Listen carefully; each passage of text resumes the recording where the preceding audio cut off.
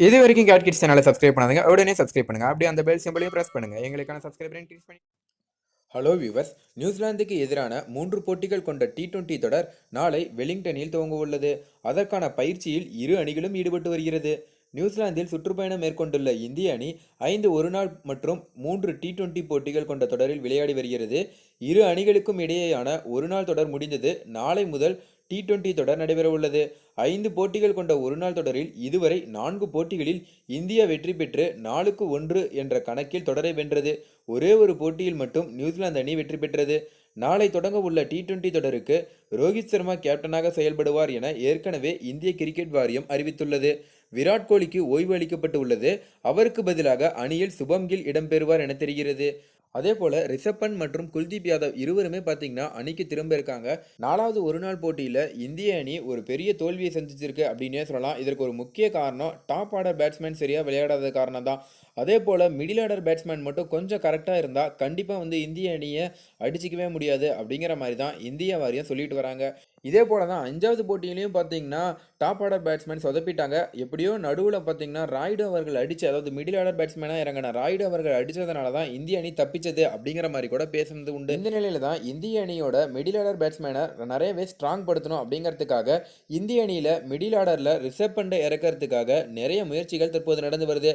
குறிப்பாக பார்த்தீங்கன்னா அவங்க இப்போ நடக்க போகிற போட்டி இது மட்டும் இல்லைங்க, உலக கோப்பையிலையும் ரிஷப் பண்டை தான் மிடில் ஆர்டரில் இறக்கணும். ஏன்னா மிடில் ஆர்டர் பேட்ஸ்மேனை சரி பண்ணால் கண்டிப்பாக இந்திய கோப்பையை வெல்லும் அப்படிங்கிற மாதிரி அவங்க இப்போலேருந்தே பேச ஆரம்பிச்சிட்டாங்க. கவாஸ்கரோட பரிந்துரையும் அதுதான். கவாஸ்கர் என்ன சொல்கிறாரு அப்படின்னு பார்த்தீங்கன்னா, தோனிக்கு பதிலாக மிடில் ஆர்டரில் ரிஷப் பண்டை இறக்கணும் அப்படிங்கிற மாதிரி சொல்லிட்டு இருக்காரு. இதே போல் பார்த்தீங்கன்னா இந்த ஒரு நாள் தொடரை இழந்துள்ளதால் அதற்கு பதிலடி கொடுத்தே தீரணும் அப்படிங்கிற மாதிரி நியூசிலாந்து அணி ஒரு பயங்கர கோபத்தில் இருக்காங்க அப்படின்னே சொல்லலாம். அதாவது ஆக்ரோஷமான கோபத்தில் இருக்காங்க அப்படின்னு கூட சொல்லலாம். ஆனால் ஆஸ்திரேலியா மற்றும் நியூசிலாந்துக்கு எதிரான தொடர்களை வென்றுள்ளதால் இந்திய அணி பயங்கர உற்சாகத்தில் இருக்காங்க அப்படின்னே சொல்லலாம். அதே போல் வருகின்ற 3 T20லையும் இந்திய அணி வெற்றி பெறணும் அப்படிங்கிற மாதிரி தீராத பயிற்சியில் ஈடுபட்டு இருக்காங்க. இப்படி இருக்கும்போது நாளைக்கு போட்டியில் ரிஷப் பண்ட் அவர்கள் இறங்கினா தோனி அவர்கள் இறங்குவாரா அப்படிங்கிற மாதிரி நிறைய கேள்விகள் வந்துட்டு இருக்கு. நிறைய பேர் என்ன சொல்கிறாங்க அப்படின்னு பார்த்தீங்கன்னா, தோனிக்கு பதிலாக ரிஷப் பண்டையே இறக்கலாம் அப்படிங்கிற மாதிரி தான் நிறைய பேர் பரிந்துரை பண்ணிட்டு இருக்காங்கன்னு கூட சொல்லலாம். ஏன்னா தோனி அவர்கள் பேட்ஸ்மேனில் ரொம்பவே சொதப்பிட்டு இருக்காரு. கீப்பிங்கில் நல்லா பண்ணாலும் கீப்பிங்காக மட்டும் ஒரு பிளேயரை வச்சிருக்க கூடாது அப்படிங்கிற மாதிரியும் பார்த்தீங்கன்னா இந்திய வாரியம் முடிவு பண்ணியிருக்காங்க. இருந்தாலும் நாளைக்கு நடக்க போகிற போட்டியில் சுபம் கில், ரிஷப் பண்ட், தோனி இந்த 3 பேரில் யாராவது 2 பேர் தான் இருப்பாங்க அப்படிங்கிற மாதிரியும் தகவல் வெளியே இருக்குது. இதனால் பார்த்தீங்கன்னா தோனி ரசிகர்கள்லாம் ரொம்ப வருத்தத்தில் இருக்காங்க அப்படின்னு கூட சொல்லலாம். அதே போல் இந்திய அணியை பொறுத்தவரை ரோஹித் சர்மா, சிக்கர் தவான், சுபம் கில், ரிஷப் பண்ட், தோனி இவங்க 3 பேர் யாராவது 2 பேர். அதே போல் கேதர் ஜாதவ், ஹர்திக் பாண்டியா, புவனேஸ்வர் குமார், சாகல், குல்தீப் யாதவ், கலீஸ் அகமது தேர்வாயிருக்காங்க நாளைக்கு போட்டியில்.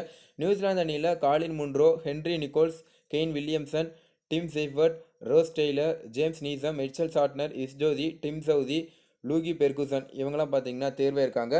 ஸோ நாளைக்கு T20 போட்டி இந்திய நேரப்படி மதியம் 12:30க்கு தொடங்க போகுது. இதனால் பார்த்தீங்கன்னா நாளைக்கு போட்டி ரொம்பவே விறுவிறுப்பாக இருக்கும் அப்படின்னு கூட சொல்லலாம். அதே போல் எதிரணியிலையும் நியூசிலாந்தில் பார்த்தீங்கன்னா ஓப்பனிங் பேட்ஸ்மேனாக வில்லியம்சன் அவர்கள் இறங்குறதுக்கு அதிக வாய்ப்பு இருப்பதாகவும் தகவல் வெளியே இருக்குது. T20 அப்படிங்கிறதுனால வில்லியம்சன் ஒரு அதிரடி ஆட்டக்காரர், அது எல்லாருக்கும் தெரிஞ்ச விஷயம் தான். நம்ம ஐபிஎல்லேயே அவர் பார்த்துருப்போம். ஸோ அவர் ஓப்பனிங்காக நான் இறங்கிறதுக்கு வாய்ப்பு இருக்குது அப்படிங்கிற மாதிரி சொல்லியிருக்காரு. இந்த நிலையில் நம்ம பார்த்தீங்கன்னா இந்திய அணியில் விராட் கோலி நல்ல ஃபார்மில் இருந்தாலும் நாளைக்கு மேட்ச்சில் அவருக்கு ஓய்வு கொடுத்துருக்காங்க. இது இந்திய அணிக்கு ஒரு பெரிய பின்னடைவு அப்படின்னு கூட சொல்லலாம். என்ன நடக்க போகுது அப்படிங்கிறத நாளைக்கு பொறுத்து இருந்து தான் பார்க்கணும். இந்த 2 அணியில் எந்த அணி வின் பண்ணுன்னு நீங்கள் நினைக்கிறீங்க? உங்களோட கருத்து என்ன அப்படிங்கிறத கீழே கமெண்ட்டில் பதிவு பண்ணுங்கள்.